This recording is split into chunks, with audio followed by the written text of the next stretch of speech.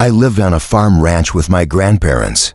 My parents kicked me out, and I couldn't afford to rent an apartment, so they let me stay with them for a fraction of the cost. I slept in a bedroom on the first floor. The smell of old people was much more pungent in this room. It was littered with my grandma's religious relics. I had to deal with a giant painting of Jesus staring at me while I slept. Weird things didn't start actually happening until my second week of living there. I got home from my job working at a small corner store in town, and by then it was dark out. While unlocking the front door, I could hear footsteps out in the crops. I had to assume there was somebody trying to steal my grandpa's produce. I tiptoed closer to get a better look, making sure to stay away from any fallen leaves or anything that could make some noise. There was indeed somebody in the crops, but they were crawling on all fours as if sneaking around. I could have confronted them, but that might have ended in trouble. So I went back inside to wake my grandpa. He went outside screaming like a madman with his rifle in hand. It was something along the lines of, "If I ever catch you here on my farm, I won't hesitate to blow your brains out." That seemed like more than enough to scare anyone off the property. But the next night while asleep, things got stranger. I woke up and heard laughing outside my window. There was somebody standing there looking into the bedroom. He seemed to notice me as I sat up, and he walked away. I told my grandpa again. This time he was really pissed. He stomped to his closet, pulled out his rifle, and stomped over to the front door with me right behind him. This time, when he opened the door, something immediately grabbed a hold of his leg, causing him to trip. I jumped onto the hostel, taking him down easily as he was already in a crouch position. My grandpa managed to get up, grabbing his gun and pointing it at the guy. I called the sheriff while Grandpa had the guy at gunpoint. I suddenly heard a scream while on the phone. It was my grandpa. I dropped the phone, almost with tears in my eyes, fearing the worst had happened. I got to the stoop, and Grandpa was on the ground with his hand on his nose. He was bleeding. Someone else had come along, shoved him to the ground, and punched him in the nose before taking off. I wish I'd gone after those sickos with a gun. Who punches an elderly man in the face? In the end, the sheriff arrived for nothing, and my grandpa stole the camera system aimed towards the crops. Last month, I got home late one night after hanging out with my sister, brother-in-law, and a few of their friends. I walked up to the stoop and saw my mom left a note on the door, telling me to take out the garbage cans to the front. I made a point of being really quiet since mostly everyone was asleep by that time. When I got to the side of our house by the garbage cans, I could hear voices coming from our backyard. I took a peek over the top of the fence. There were two people standing by our patio table. I was freaked out. You could understand why. I had to run inside to tell my mom. My dad doesn't live with us otherwise. I would have gotten him. We only made it out her bedroom door when we noticed the two people from the backyard coming up the steps. I shoved my mom to the window, basically forcing her to jump out onto the tiny ledge below. I somehow got her to do so, and while hopping out myself, the two intruders entered the room. I only caught the briefest glimpse at them before hopping down to the ledge myself, and then down to the grass. Me and my mom and I booked it to the neighbor's house. 2 weeks later, when we had just started to move past the incident, the sound of the phone ringing at 3 a.m. woke me. It kept ringing non-stop. It didn't go to voicemail. My mom got up after like the 10th ring. We looked at each other and let it be. The phone rang for another good 10 minutes straight, until my mom finally yanked the phone cord out of the modem. We slept with it off that night. I was sure it had something to do with a break. To weird things like that don't happen so close together without them being linked somehow. The next day, my mom got a text message on her phone. It said, "Why didn't you pick it up? This was only a week ago, and we're still __. Ourselves, worrying when the next incident might happen." A 14-year-old girl was asleep in her room on a school night when she apparently woke and remembered that she had homework due the next day that she didn't even start. She flicked her light on and began to work on it. The clock read exactly 1:15 a.m. Over the sound of pencil pushing onto the paper, there were faint noises coming from inside the walls. She stopped writing, and the sounds became more clear. It was as if something was being pushed from inside the walls. There was a storage space right next to her bed with a big square door that comes off the wall to enter. The girl started screaming for her mom, and the noises suddenly became exaggerated, as if something were running in there. The door to the wall popped off, and a figure emerged. The girl's mother and father could hear the screams even through 3 closed doors. When the girl's father came to the room, he found a tall and overweight white man covering the girl's mouth with his hand. The fight was over in a matter of seconds with a few good punches to the man's gut. 2 pairs of the girl's underwear were found in the man's pocket before he was arrested. Me and my wife were spending the night together in Cedar Beach. Unfortunately, the place closes at 9:30, and the place was miles from basically anywhere. So we were pretty much stuck with nothing to do at the beach at 9:30 at night. So we just took a walk through the wet sand until 10 o'clock. For the first half of the walk, we didn't see a single person on the whole beach. Then we turned around to head back. About 20 feet into us walking back in the direction we came, we both picked up on something. There were more than 2 pairs of footprints in the sand. Ours were more washed away by then, but there were 2 other sets of footprints that weren't there before. These were a little more recent. They seemed to set off up away from the wet sand where there would be no more footprints. You may think it was just another couple taking a late-night stroll, but we hadn't seen anyone for the good mile or 2 we walked, so we were spooked. I used the flashlight app on my iPhone to scan around the nearby dunes. I even went as far as calling out, asking if somebody was there. I told my wife to wait there while I headed over to the garbage piles. It seemed like the only place somebody could be hiding. It was clear. I shined the light further down, revealing a tunnel that probably led to a parking lot. I moved closer until I could actually see a little into the tunnel, and as soon as I could, I shut the light off. There were 2 things in there. I don't even know if I should call them humans, because from what I saw, they looked like hunched, naked creatures huddled in there. They had skin to match that of a medium dark-skinned Caucasian, but with much more flaky, wrinkly skin. I didn't mutter a word. I just stomped through the sand to my wife, pulling her with me as we ran back in the direction of the car. We made it back to the car in about 5 minutes, completely out of breath. We got in the car, and I finally explained what I saw to my wife. She looked at me like I was crazy, and she still does. But can you blame her? I'm sure you're not even taking this seriously. I reported my sighting to the proper authorities the following day, and have been coming back to the beach at night once a week to try and find the creatures once. I work as a night janitor at the local high school. I would 95% of the time be the only one working the night shift because there wasn't really a need for more than one. I always start with the downstairs classrooms and work my way up to the upstairs classrooms. The cafeteria, gym, auditorium, nurse's office, those were all responsibilities of the morning and afternoon guys. So since I was always alone, I would commonly have a bunch of radios sitting around the hallways playing loud music. Like I did this one night. The upstairs of the school was shaped like a U rather than an O, so to go around to the other side, there was only one way. I was mopping the floor in one of the social studies classrooms when I noticed from all the way across the other side of the school, the lights to one of the classrooms turned on. I don't mean it was left on. I always shut the lights to every room I wasn't in. I mean the lights turned on.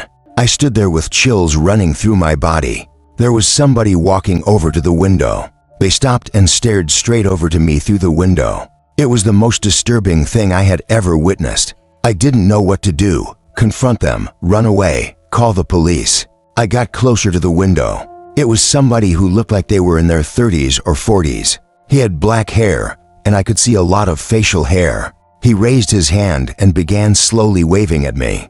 I pulled the blinds to shut the room and tried to catch my breath, tried to sort out my options. When I lifted the blinds back up, the light from the room across the school was off.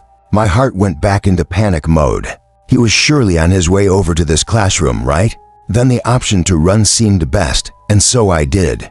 I ran down the stairs and out the back door of the school, not giving a second damn about anything but me and my life. Security cameras revealed that sometime in the night, the man emerged from the basement of the school and began wandering around. Getting a closer look at his face, I could see just how disturbed it made me feel. He was not a pleasant-looking man. The creepiest thing, though, was the camera revealed him going back down into the basement and never coming out.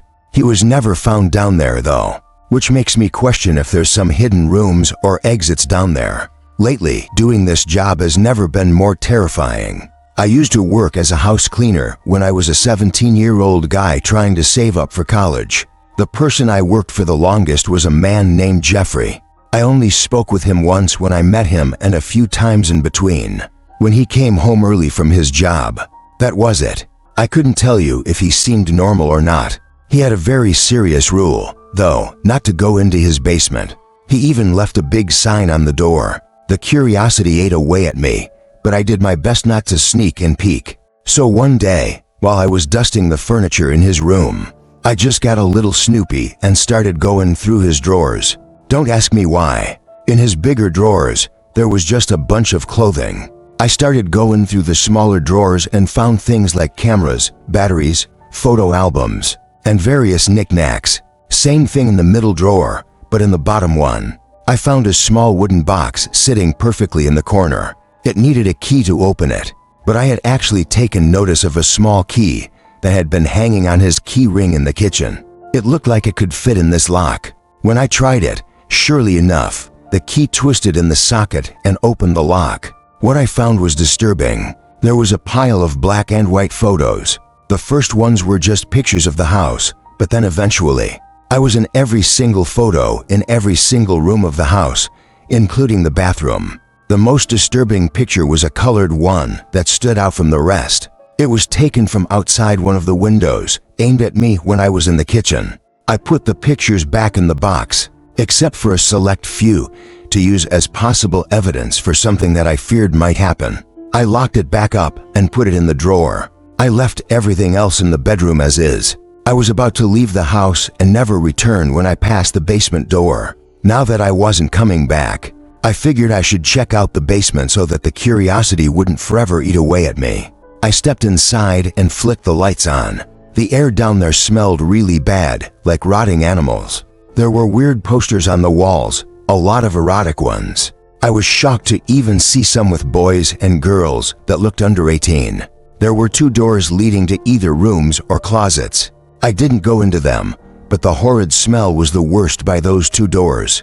I finally realized there was a buzzing sound whenever I moved. I noticed in the corner there was a ceiling camera pointing right at me, but after noticing it, it seemed to stop moving completely. That was my cue to get out of that house. I drove home to safety.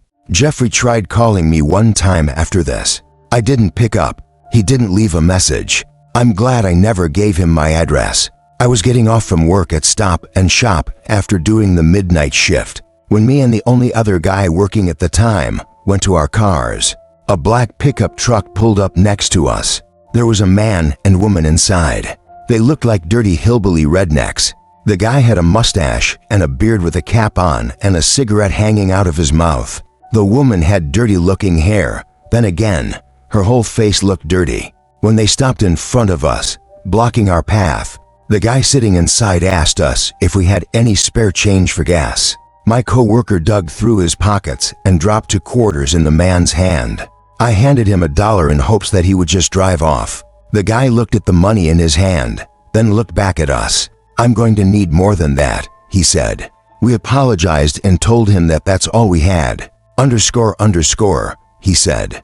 I could see my coworker was getting just as nervous as I was. The woman in the passenger seat had a devilish-looking smile on her face.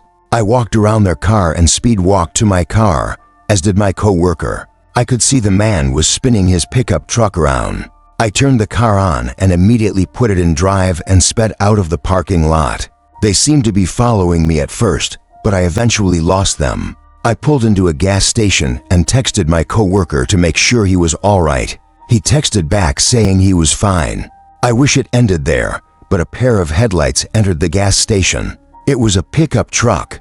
I got back in my car. He tried to block me by pulling up in front of me. The woman in the car pulled a gun and started to lower the window. I yanked it in reverse right out of the parking lot. My back window cracked as it was hit by a bullet. I somehow managed to lose them once more and make it home alive.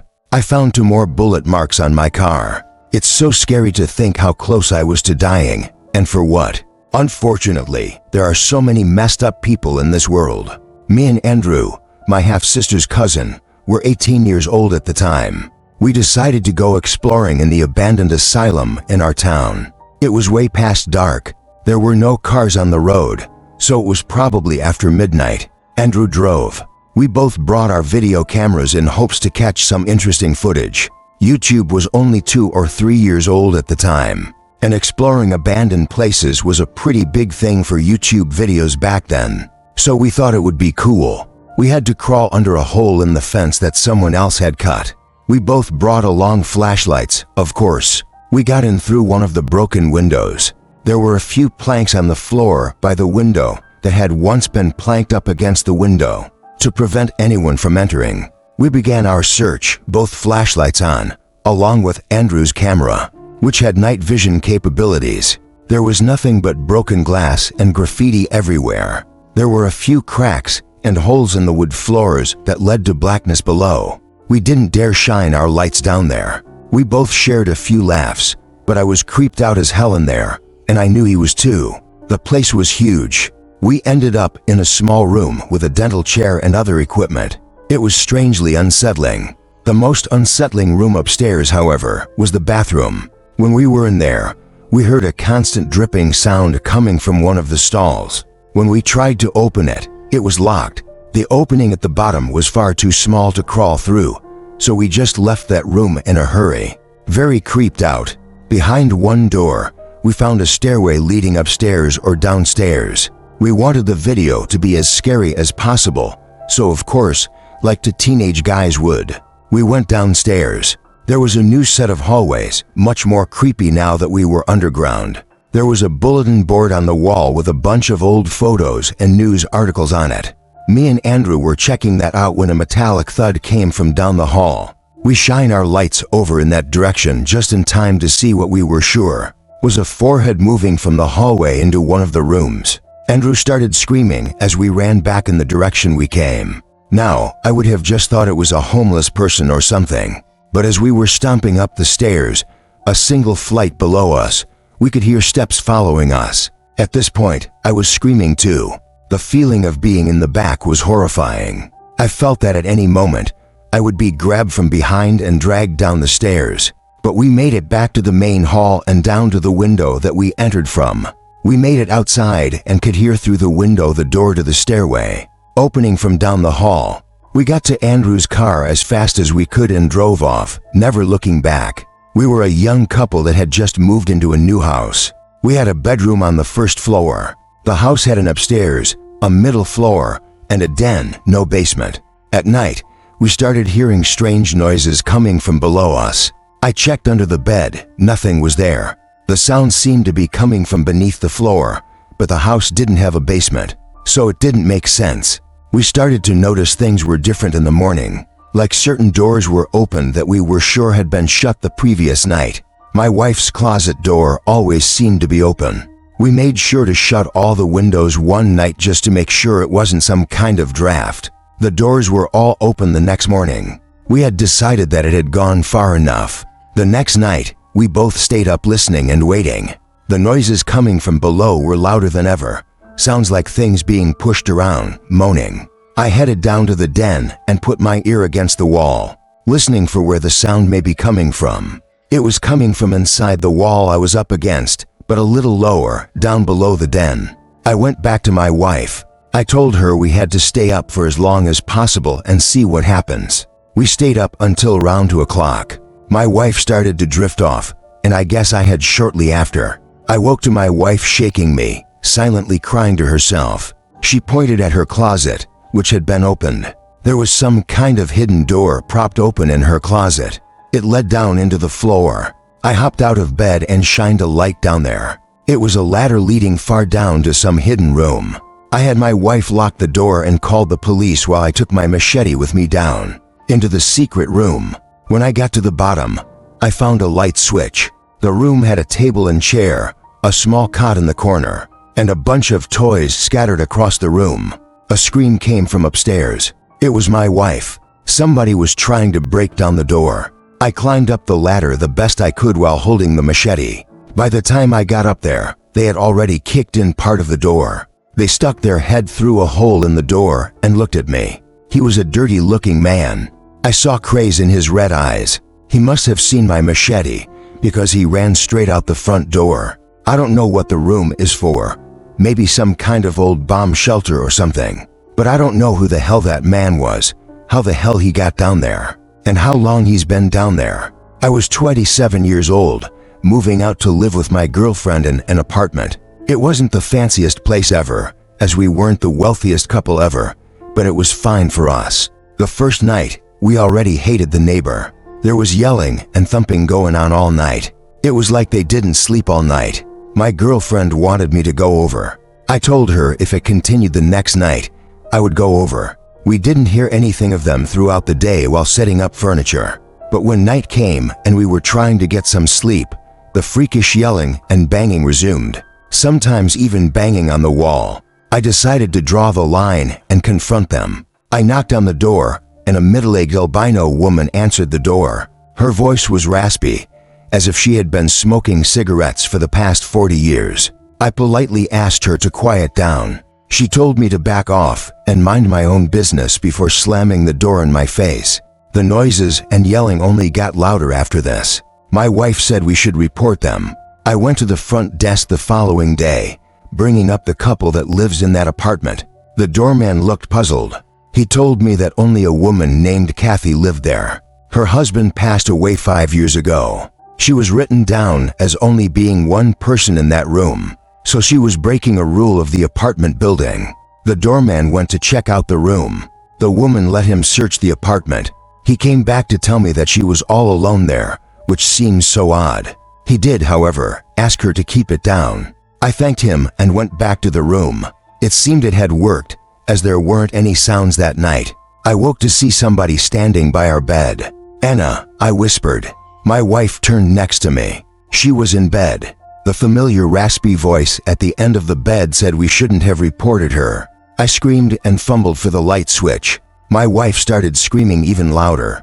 By the time I turned on the lamp, she was gone.